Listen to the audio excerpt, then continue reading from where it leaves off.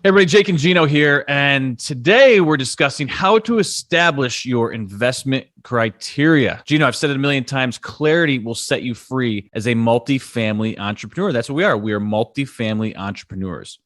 We've been getting some questions lately around what our investment criteria looks like. These type of questions are great. They get me excited because I know someone is in the right path when they're asking these types of questions. These are the right questions. So many folks out there are looking for deals, but they don't know what good looks like, or if they even did, are they able to pull the trigger at that time because they're still confused? They don't have that clarity. And that's a huge mistake. 6 years ago, we wrote the book on this, Wheelbarrow Profits. Buy right, manage right, and finance right. That's the bad boy right there for the YouTube folks out there. So here's the deal, gang. It's an effective framework. It allows you to constantly check yourself to make sure you're on the right path when investing in apartments. So, G Daddy, G Papa Funk, do you, sir, have your buy right or investment criteria ironed out? And if so, what does it allow you to do? When we first started, trip down memory lane, we had no exit strategy.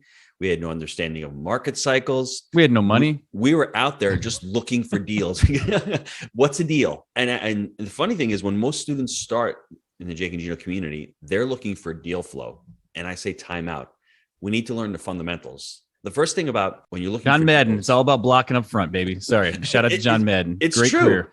Yep. It's true. And when you're looking for deals, what you need to do is take a step back and look at your goals. Look at what you're trying to accomplish. Because what a good deal to Jake and Gino is not a good deal for Mary or for John or for Elizabeth. You have to understand what's good for you. The very first thing that you have to understand when you're underwriting deals is, what is your exit strategy? What are you going to do with this deal? Once that plane is off the ground, as our coach likes to say, it's coming down. It's landing, either wheels up or wheels down. It's coming down. That can be a refi. That can be a flip, whatever it is. What are you going to do with your exit strategy? Then you have to couple it with the 3 pillars of real estate. You have to understand what the market cycle is, what your exit strategy is, the second part we just talked about, and then the debt you're going to use. So you have to understand all of that on top of what your goals are. Very, very important. And as you see, your buying criteria continues to change and evolve. The very first deal that Jake and Gino bought, I don't know if we're going to buy that deal today. I think we've evolved. I think looking back at that deal at that price point was great. But if we've got to buy that deal at the price point where it would be today, we'd probably pass because it's a lot older. There's more CapEx requirements. We bought it right at that point. So your buy right criteria will evolve. Now, when you're setting up your buy right criteria, understand that it's a framework. It's a template. What are you looking for in a deal? The first thing you need to do is you need to select the market. If you're out there beginning, try not to select more than 1, possibly 2 markets, because you need to be an expert, become an expert in that market. You need to get deal flow by talking to brokers and doing property tours. If you're scattered about, remember Jake talked about clarity? Well, if you're scattered about, you have no focus, you're not going to get any deal flow. You're not going to get any kind of expertise in that market. What kind of deal are you looking for? What is the age of the asset you're looking for? It's going to change. In this part of the market cycle, we're looking for assets that are a little bit newer, because assets that are older tend to have more CapEx, tend to have more requirements to be fixed. And you're buying these older assets at higher prices.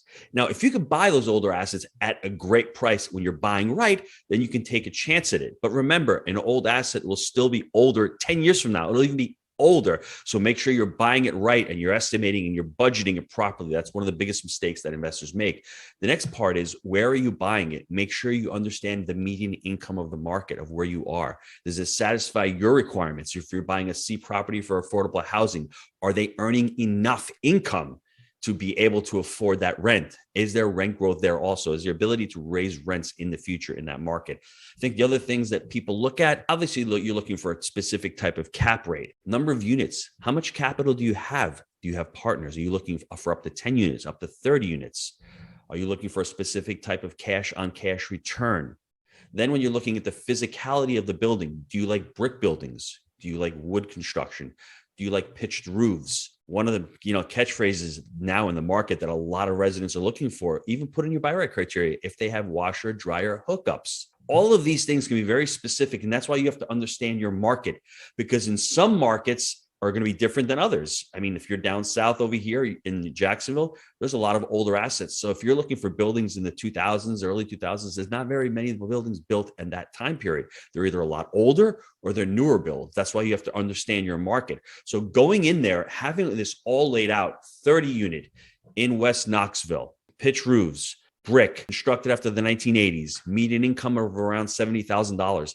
That's how you're going to get deal flow, because you're going to be able to focus on a specific type of property. And when you go to brokers, you can speak intelligently to brokers.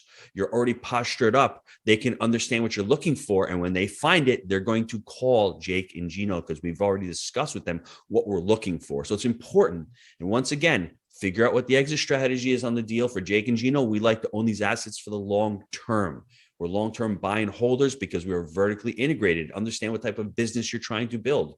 We want to hold these assets internally. We manage them ourselves. We need to continue to hire more management people and maintenance techs as we start scaling our portfolio. So we want to buy these assets, reposition them. We call it valuation through operation, not just renovation. That's another buy criteria. We're looking for management inefficiencies, whether there's high expenses or we're looking for assets that we can raise rent, we can raise other types of income. So being really crystal clear on that, on your business plan, you put it down in paper and you start looking at these assets in these specific markets that you're focused on, you will get deal flow and the brokers will call you back, and then start focusing on it, start going on those property tours.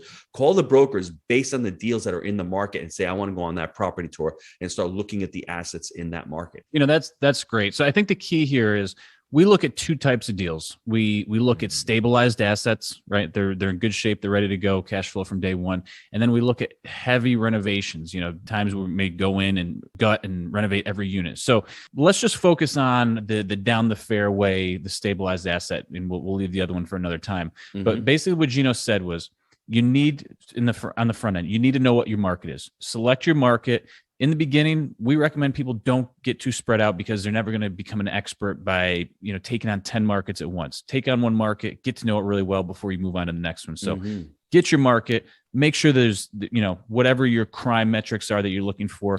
We don't like heavy crime areas. They tend to be more challenging, but your market, what's the crime like, median income of that market, the vintage of the asset, the deal size, and then you get into your metrics: cash on cash return, cap rate, debt service coverage ratio. And then ultimately, this is going to allow you to, what I like to say, sift for gold quicker. Okay. You're not going to be getting paralyzed by analysis, not understanding what you're looking for. You're going to be able to quickly analyze the deal, get back to the broker.